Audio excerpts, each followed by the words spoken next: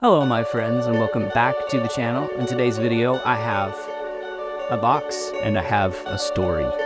Let's start with the story. The story is true, it's depressing, and it happened to me. Some of it was my fault, some of it was not my fault, but the result of this story was without question an absolute tragedy, a $15,000 tragedy, and it's one that I would save others from if I can. So that's why I'm telling it to you. Now, in telling you this tragedy, I have to humble myself a little bit and be vulnerable. This story is embarrassing, so please, be kind in the comments. Or don't. Actually, I don't really care. After 8 years of YouTube, I think I can handle it.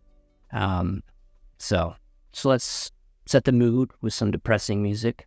This story starts way back in 2018 when I started having problems with memory. Storage memory, not like my head. Like many beginner photographers and videographers, I'd filled up dozens of hard drives and I was losing track of data, and my backup system was precarious or non-existent, one of those two things. So I decided it was time to put on my big boy pants and give myself a proper backup system. And I'd always heard so much about these network attached storage devices where you can connect them to your router, so you can enjoy backing up your data anywhere that you enjoy Wi-Fi in your home or office. And of course, RAID technology with, I'm not talking about RAID Shadow Legends, which is not a sponsor of this video, but I'm talking about RAID storage or redundant. I don't know what it stands for. RAID stands for something. What does IT stand for? What does it stand for?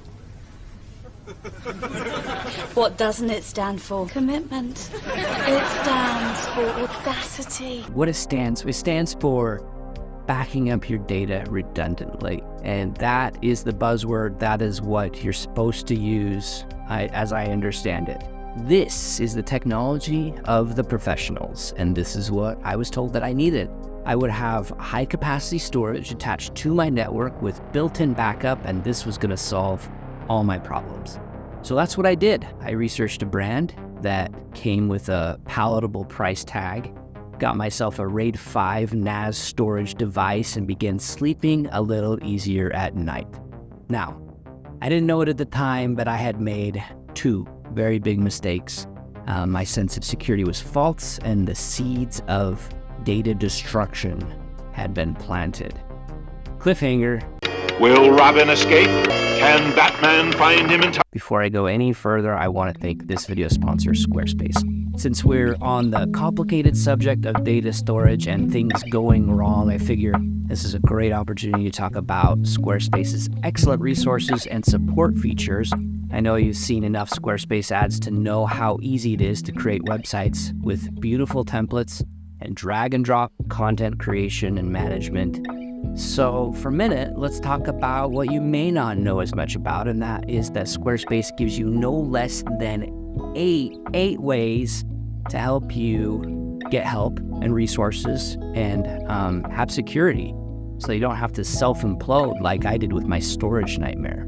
So these 8 things include live chat, 24/7 email support, a help resource center with thousands of searchable updated topics, a learning and community section that includes a forum, webinars, guides, and videos, an exceptional blog with stories and solutions from other entrepreneurs, which I have read myself, and finally, a matching service for if for some reason you feel like you need to hire a Squarespace expert. Now, I'll admit this last one seems less necessary to me since Squarespace is just so easy to use and has so many resources to begin with, but maybe if you just have no time and lots of extra money on your hands, that might be helpful. But if I ever use a service, I want experts as well dressed as these folks are. So anyway, if you haven't checked out Squarespace, definitely give them a shot and enjoy the peace of mind that an incredibly well-supported product brings. I know I've trusted them for almost 20 years for at least a dozen websites of my own and for some clients with very little friction and a wealth of support. So head over to squarespace.com/AndrewGood to try Squarespace for free and use the coupon code AndrewGood for 10% off when you're ready to. So back to the story. With my sense of security at an all-time high, I proceeded to put everything on those hard drives. That includes family photos, videos stretching back to the year 2005, footage from photography from almost 200 YouTube episodes, 8 years of backups from professional photography jobs, scans of my children's artwork, years of tax backups and financial data, and maybe most important of all, Star Wars: A New Hope Despecialized Edition. Master Skywalker. And with all that incredibly priceless data in one place, you've probably already guessed what my first fatal flaw was. Astute observers will realize that having everything in one physical location, even if it was redundantly backed up on the same RAID device, is not enough in the event that something catastrophic occurred in that location or if some harm were to befall that single device. But fatal flaw number 2, I don't consider my fault. It was not a result of my own idiocy. It was trusting the wrong company and being led astray. Now, I had done my research and I thought I'd found the right company and the right device. It had good reviews and it came at a decent price and the company seemed reputable. Now, I'm not going to tell you the name of the company or the device. I want to try to keep this from being too negative. Burn, burn, burn, let it burn. But suffice to say, I made the wrong choice. And the crap finally hit the fan when we were on vacation. I didn't always keep the NAS RAID device on, but happened to leave it on when we left to go out of town. And when we returned and I needed to back up several gigabytes of photo and video footage from our vacation, I was unable to connect to the drive. After attempting several times to connect, I ultimately went in and tried the true path of fixing nearly all IT-related issues. Hello, IT. Have you tried turning it off and on again? But when I tried to turn it back on again, disaster. The device had turned on for the last time. Now, the story is not about the device or the company, again, which I hold no ill will toward. Burn, let it burn. But after attempting to get support through many ways and means over weeks and weeks, I was met with silence. And I was not the only one. I discovered through other reviews and other people's thoughts and forums that many had been left up a creek with no paddle, zero support, zero recourse. To make matters worse, I discovered there was no possible way to get the data off those hard drives by myself without an enclosure working. And yes, I went down that path, trying a different enclosure and downloading third-party software, lots of different ways to try to recover the data on my own without success. I attempted this off and on for a year, but I don't want to waste too much time on those dead ends. Let's talk instead about how I eventually did recover the data. And that, my friends, is where it gets really painful. After more research, I found the most reputable, best-rated professional company I could find to accomplish the data recovery of those hard drives directly. So I sent them to that company, the drives, and then I waited for their bid. Now, before I share this next part, I think it's important to explain that I have an undiagnosed but empirically verifiable condition called a dyscalculia. I struggle with numbers, big time, always have. And when this reputable company sent me their bid on a PDF, I pulled it up and saw how much money they were asking. And I was horrified to see that they wanted $1,500 to do the data recovery itself and another $800 for the hard drive enclosure to recover all that data too. At this time, toward the end of 2022, some of you will know if you've been following my journey, I had recently been let go without severance from my job, and we were hurting. So it wasn't an easy choice to pony up that money, but eventually we decided the data was just too important, and we had no other choice. So I signed the agreement, and away they went decrypting the data.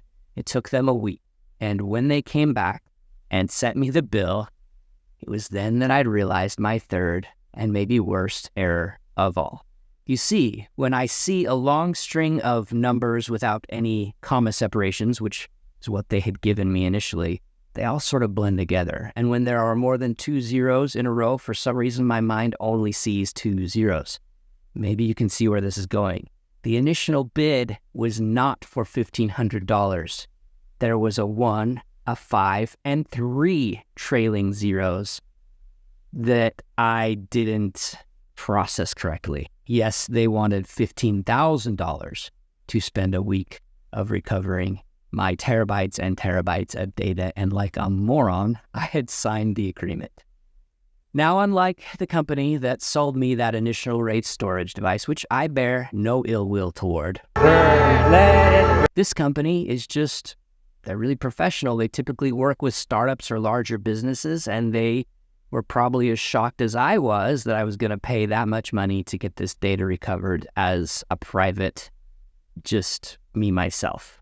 So, after hiding all the sharp objects in our home, having a very interesting discussion with my wife, Danae, then quickly a little dip into our 401k, here we have my $15,000 data recovered. But obviously, this is a horrible, horrible place for it. No redundancy, all in one location. If I were to lose this or drop this or sneeze on it wrong, that would be bad. And so that, my friends, is where this box finally comes into play. Let's open this box and see what we have, shall we? Oh, that was embarrassing. There we go.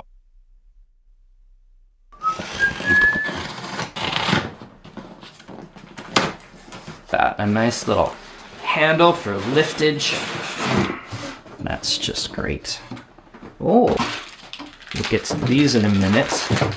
This, my friends, this is the Synology DS923 Plus, which sounds amazing, and I'm going to confess I don't know much about. So I'll read it to you. It's a 4-bay, versatile and scalable data management solution. Store, organize, and protect what matters most to you, your business, and more. So this supports some caching, data integrity, I don't know what else. It can scale up to 9 drives, though. You can add more of these bays, I guess. That's cool. So we're going to start here with a company this time that is one I can trust. Synology has a dang good reputation, and their solutions seem very impressive. But let's finish opening this up first and see what it looks like. All right. So I am grateful for Synology. They actually reached out to me and asked if I wanted to do a review. The timing was absolutely incredible. I was already looking at Synology as an alternative to the company that shall not be named.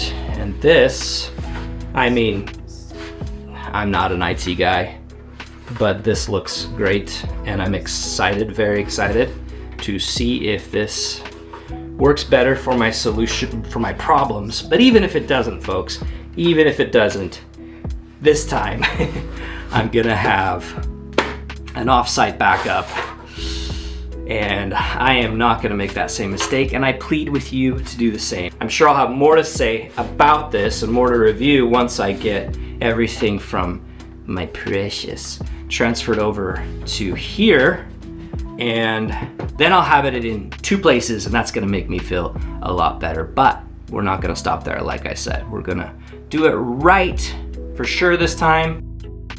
I'll admit I was worried for a split second when I pulled out the paper instruction manual, until I realized there was only a few very simple steps. As a non-IT simpleton, I was easily able to get things set up physically.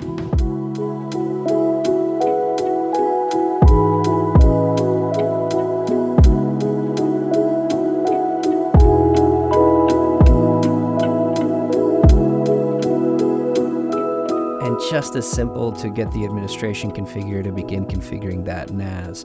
I got things set up as a basic grade 1, as I don't think more than that is necessary locally. And other than that, there's not much else to say about this process. Honestly, it was dead simple. It was 5 minutes and I was up and running, and now I just need to wait for data to transfer. Step 2 will be to set up a remote drive that mirrors this one at my parents' house and get that set up for automatic backup to that location periodically.